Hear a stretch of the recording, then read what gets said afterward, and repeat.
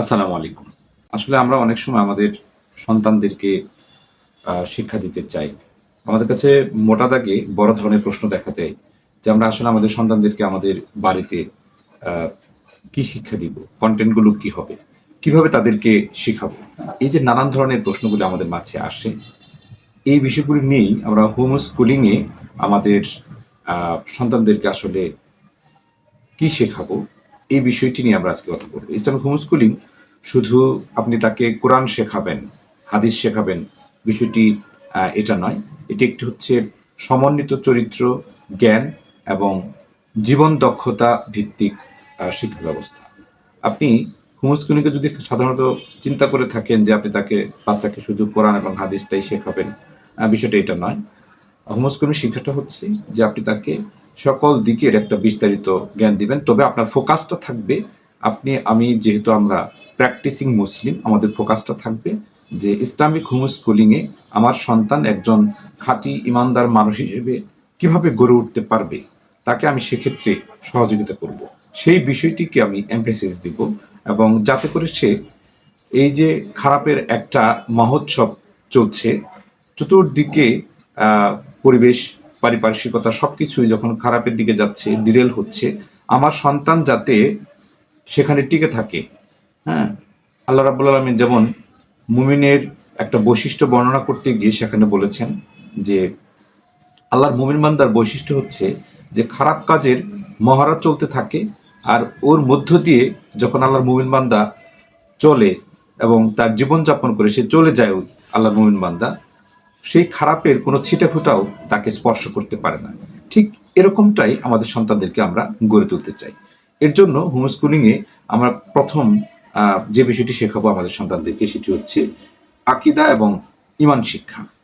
যে আল্লাহর একত্ববাদের যে শিক্ষা, সেই শিক্ষাটা আমাদের সন্তানদেরকে দিতে হবে। এটা আরো বিস্তারিত বলবার জন্য আ আ অন্য কোনো একটা ভিডিওতে হয়তো আমরা বলবার চেষ্টা করব। তাকে আ আকীদা শিক্ষা দিতে হবে। এরপরে রেসালা এবং নবীদের যে পরিচয়, এটা আমাদের সন্তানদেরকে শিক্ষা দিতে হবে।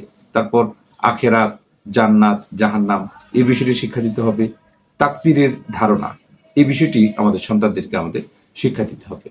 তারপরে শিশুদের যে বয়স ভেদে সহজ ভাষায় তাদেরকে শিক্ষা দিতে হবে।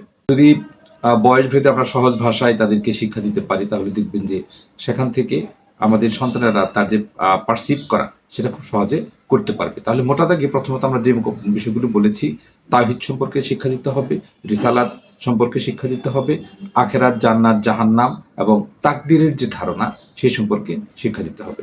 এরপর দ্বিতীয় যে বিষয় ফোকাস করবেন সেটি হচ্ছে কোরআন এবং হাদিস শিক্ষা। একদম যদি আপনি ইনিশিয়াল স্টেজ থেকে শুরু করেন, হয়তো আপনার সন্তান কোরআন পারে না, কোরআন পড়তে পারে না। তার আ কোরআন যাতে পড়তে পারে, এই ইনিশিয়েটিভটা আপনার নিতে হবে আপনার বাসা থেকেই। কারণ হচ্ছে যে প্রচলিত যে শিক্ষা ব্যবস্থা, সেই শিক্ষা ব্যবস্থায় কিন্তু আমাদের সন্তানেরা সেখান থেকে আসলে কোরআনটা শিখতে পারছে না। এজন্য হয়তো নুরানি কায়দা, তাজবিদ এবং একদম ইনিশিয়াল স্টেজ থেকে শুরু করে সকল মানে যাতে করে আপনার বাচ্চা খুব পরিচ্ছন্ন, শুদ্ধভাবে আ কোরআনটাকে তেলাওয়াত করতে পারে, সেই ইনিশিয়েটিভটা নিতে হবে আপনার বাসায়। এরপর মুখস্থ করানো। কোরআনের নির্দিষ্ট কিছু অংশ, বিশেষ করে নামাজ পড়তে গেলে যে অংশগুলি লাগে, সেটাকেও আপনি আপনার সন্তানকে মুখস্থ করাতে পারেন। তারপর দেখা যাচ্ছে যে আ কোরআনের অর্থ এবং তাফসিরের একটা প্রাথমিক ধারণা দিতে হবে। এখানে একটা প্রশ্ন চলে আসে যে অর্থ এবং তাফসিরের যদি একটা প্রাথমিক ধারণা আপনি আপনার সন্তানকে দিতে চান, তাহলে নিঃসন্দেহে বাবা-মা যারা আছেন অথবা কেয়ার গিভার যারা আছেন, তাদেরকেও এই বিষয়ে একটু জানা থাকাটা খুবই জরুরি।